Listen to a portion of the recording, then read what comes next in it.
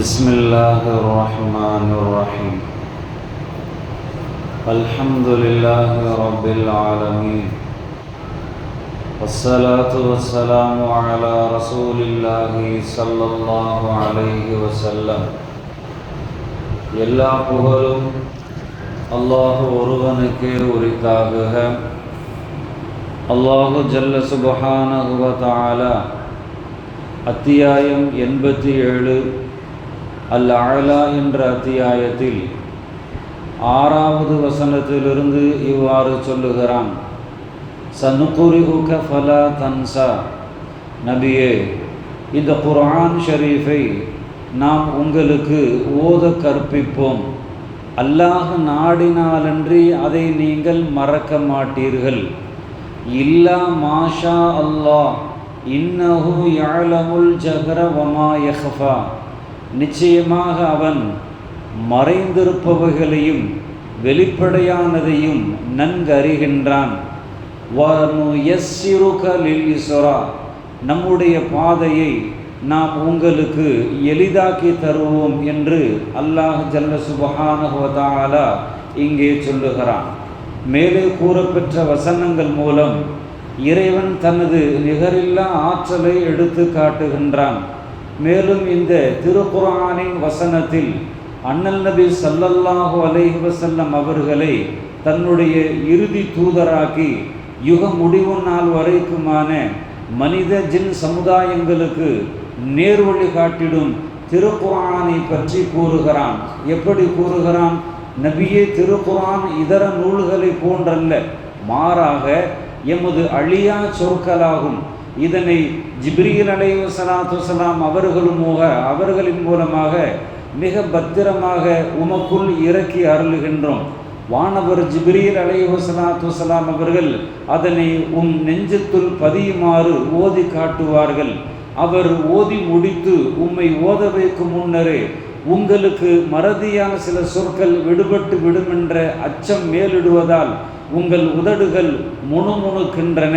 நபியே, அவ்வாறு நீங்கள் நாவை அசைக்காதீர்கள். நாவை அசைத்து நீங்கள் பதட்டத்தை ஏற்படுத்தி கொள்ளாதீர்கள். திருக்குர்ஆனில் உள்ளதோர் சொல்லோ எழுத்தோ என்றைக்கும் மறக்காதபடி உங்கள் உள்ளத்துள் அவற்றை பாதுகாக்க செய்வது எம்முடைய பொறுப்பாகும் என்று இறைவன் இந்த இடத்திலே கூறுகிறான். நபிகள் நாயகம் ஸல்லல்லாஹு அலைஹி வஸல்லம் அவர்களுக்கு ஜிப்ரீல் அலைஹிஸ்ஸலாத்து வஸ்ஸலாம் அவர்கள் வஹீயை கொண்டு வருகின்ற பொழுது ஜிப்ரீல் அலைஹிஸ்ஸலாத்து வஸ்ஸலாம் அவர்கள் ஓதி காட்டுவார்கள். அப்படி ஓதி காட்டுகின்ற பொழுது மனனம் செய்ய வேண்டும் என்ற அந்த ஒரு ஆர்வத்தில் கூடவே இவர்களும் நாவை அசைக்கக்கூடியவர்களாக இருந்தார்கள். அண்ணல் பெருமானார் ஸல்லல்லாஹு அலைஹி வஸல்லம் அவர்களும் அப்பொழுதுதான் இங்கே இன்னொரு வசனத்தை அல்லாஹ் அவர்களுக்கு சொல்லி காட்டினான். நீங்கள் நாவை அசைக்காதீங்க, உங்களுடைய உள்ளத்தில் பதிய வைத்து அதை பாதுகாப்பது அது எங்களுடைய பொறுப்பு, என்னுடைய பொறுப்பு என்பதாக அல்லாஹ் ஜல்ல சுப்ஹானஹு வ தஆலா இங்கே சொல்லுகிறான். எதை நாம் மறக்கடிக்க வேண்டும் என்று நினைக்கிறோமோ அதை தவிர வேறு எதையும் மறக்கடிக்க முடியாது. உங்களுடைய உள்ளத்தில் பதிய வைக்கிறது என்னுடைய பொறுப்பு என்பதாக நீங்கள் நாவை அப்படி இப்படி அசைக்க வேண்டாம் என்று நபிகள் நாயகம் ஸல்லல்லாஹு அலைஹி வஸல்லம் அவர்களுக்கு அல்லாஹ் ஜல்ல சுப்ஹானஹு வ தஆலா அவர்களுக்கு சொல்லினான். ஒருமுறை அத்தியாயம் ஒன்றை அண்ணல் நபி ஸல்லல்லாஹு அலைஹி வஸல்லம் அவர்கள் ஓதி கொண்டிருந்த பொழுது ஒரு திருவசனத்தை இடையில் விட்டுவிட்டார்கள். இதை கவனித்த ஹதர் உபய் இப்னு கஅப் ரலியல்லாஹு தஆலா அவர்கள் அதை பற்றி அண்ணலிடம் கேட்கப்பட்ட பொழுது அவர்கள் அதாவது நல்ல எண்ணத்தில், அதாவது அவங்க நினைச்சாங்க ஒருவேளை இது மாற்றப்பட்டு விட்டதோ என்ற அந்த எண்ணத்தில் கேட்கப்பட்ட பொழுது இல்லை விடுபட்டு விட்டது என்று நபிகளார் ஸல்லல்லாஹு அலைஹி வஸல்லம் அவர்கள் கூறிவிட்டு இவ்வாறு ஏற்படுவது இந்த திருவசனத்தினுடைய கருத்தாருக்கு எதிரல்ல என்பதாக பெருமானார் ஸல்லல்லாஹு அலைஹி வஸல்லம் அவர்கள் சொன்னார்கள். அதாவது சில நேரங்களில் இது போன்ற நிலைகள் ஏற்பட்டு இருக்கும். அதற்காக வேண்டி அதாவது நபி ஓதிட்டாங்களே, அது ஒருவேளை மாற்றப்பட்டு இருக்குமோ என்று நீங்கள் நினைக்க வேண்டாம். அல்லாஹ் ஜல்ல சுப்ஹானஹு வ தஆலா நபியினுடைய உள்ளத்தை எதையெல்லாம் இறக்கி வைத்தானோ அதை பாதுகாக்கக்கூடிய பொறுப்பு அல்லாஹ் ஜல்ல சுப்ஹானஹு வ தஆலாவிற்கு இருக்கிறது. அவன் பாதுகாப்பான் என்று அல்லாஹ் இந்த வசனத்தின் மூலமாக நமக்கு சொல்லி தருகிறான். மேலும் சொல்லுகின்ற பொழுது வனு யஸ்ஸிருக லில்யுஸ்ரா, நம்முடைய பாதையை நாம் உங்களுக்கு எளிதாக்கி தருவோம். ஃபதக்கிர் இன் நஃபஅத்தி ذிக்ரா, ஆகவே நல்லுபதேசம் மக்களுக்கு பயனளிக்கும் முறையில் நீங்கள் உபதேசித்து கொண்டே இருங்கள் என்பதாக அல்லாஹ் இங்கே சொல்லுகிறான். நபியே, எளிதானதின் பக்கம் உமக்கு நாம் எளிதாக்குவோம் என்று இந்த திருவசனத்தில் இஸ்ரா என்ற அந்த எளிதான என்னும் சொல் இஸ்லாமிய ஷரியத்தில் இங்கே புழக்கப்பட்டு இருக்கிறது. அதாவது பொதுவாக இஸ்லாமிய ஷரியத்தில் ஏற்றமிகு சட்டங்களை குறிப்பிடுகின்ற அந்த சட்டங்களை எளிமைப்படுத்துவது, இடைவிடாமல் கடைபிடிக்க வகை செய்யும், அவற்றை வாழ்நாள் முழுக்க தொய்வின்றி கடைபிடிக்க முடியும் என்று விளங்குகிறது. இஸ்லாத்தினுடைய சிறப்புகளில் இது அதிக முக்கியத்துவம் வாய்ந்ததாகவும் உலகளாகிய இந்த மார்க்கம் பரவ இது பெரும் காரணமாக இருக்கின்றது என்ற இந்த வாசகத்தை நாம் விளங்க வேண்டும். பொதுவாக பெருமானார் ஸல்லல்லாஹு அலைஹி வஸல்லம் அவர்கள் சொல்லுகின்ற பொழுது யஸ்ஸிரு வலா துஅஸ்ஸிரு என்பதாக சொல்லுவார்கள். எத்தனையோ நம்மளுக்கு சரித்திரம் இருக்கிறது. ஸல்லல்லாஹு அலைஹி வஸல்லம் அவர்களுடைய அந்த தொழுகை, அவர்களுடைய அந்த நோன்பு, அவர்களுடைய இபாதத் ரொம்ப உயர்ந்ததாக இருக்கும். சில நேரங்களில் சஹாபாக்கள் சொல்லுவாங்க, நீங்க இப்படி செய்யாதீங்க, ஏனென்றால் அல்லாஹ் உங்களின் மீது அதை சட்டமாக்கி விடுவானோ என்று நான் பயப்படுகிறேன் என்று பல சந்தர்ப்பங்களிலே சொல்லி இருக்கிறார்கள் பெருமானார் ஸல்லல்லாஹு அலைஹி வஸல்லம் அவர்கள். மார்க்கம் ரொம்ப இலகுவானது. அந்த இலகுவான மார்க்கத்தை அல்லாஹ் ஜல்ல சுப்ஹானஹு வ தஆலா உங்களுக்கு தந்திருக்கிறான்.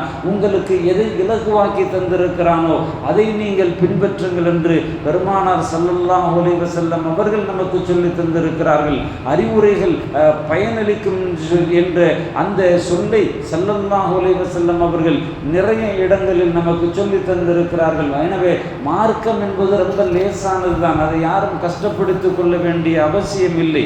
அதே போன்று அல்லாஹ் இங்கே சொல்லுகின்ற பொழுது அந்த மார்க்கத்தை, அந்த நல்லுபதேசத்தை மக்களுக்கு பயனளிக்கும் வரையில் நீங்கள் உபதேசித்து கொண்டே இருங்கள் என்பதாக அல்லாஹ் சொல்லுகிறான்.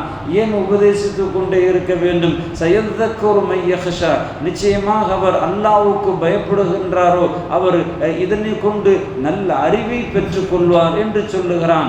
அதற்கு அது வயதஜன்னபுல் அஷ்கா, துர்பாக்கியமுடையவனோ இதிலிருந்து விலகி கொள்வான். நல்லவர்கள் அதிலிருந்து பயனடைந்து கொள்வார்கள், துர்பாக்கியமுடையவர்கள் நிச்சயமாக இதிலிருந்து விலகி கொள்வார்கள் என்று அல்லாஹ் ஜல்ல சுப்ஹானஹு வ தஆலா சொல்லிவிட்டு அல்லதி யஸ்லன் நாரல் குப்ரா, எனினும் அவன் நரகத்தின் பெரிய நெருப்பை அடைவான். யார் துர்பாக்கியமுடையவன், யார் மார்க்கத்தை ஏற்றுக்கொள்ள நல்ல உபதேசங்கள் சொல்லப்பட்டுகின்ற பொழுது அந்த உபதேசத்தை புறக்கணித்தவர்களுக்கு யஸ்லன் நாரல் குப்ரா என்பதாக சொல்லுகிறான். சும்மலா யமூது ஃபீஹா வலா யஹ்யா, பின்னர் அதில் அவன் மரணிக்கவும் மாட்டான், சுகமாக வாழவும் மாட்டான் என்று அல்லாஹ் இங்கே நமக்கு சொல்லி தருகிறான். இன்ஷா அல்லாஹ் இந்த சயதக்கரு மை யக்ஷா 10வது வசனத்திலிருந்து நாம் தொடர்ந்து படிக்க வேண்டும். வல்லோன் அல்லாஹ் தொடர்ந்து படிக்க வேண்டிய, படித்து பயன்பெறக்கூடிய பாக்கியத்தை நம் அனைவர்களுக்கும் அல்லாஹ் தந்தரும் புரிவானாக. வாஹிரு தஅவானா அல்ஹம்துலில்லாஹி ரப்பில் ஆலமீன். அஸ்ஸலாமு அலைக்கும் வரஹ்மத்துல்லாஹி வபரகாத்துஹு. சுப்ஹானல்லாஹி வபிஹம்திஹி சுப்ஹானக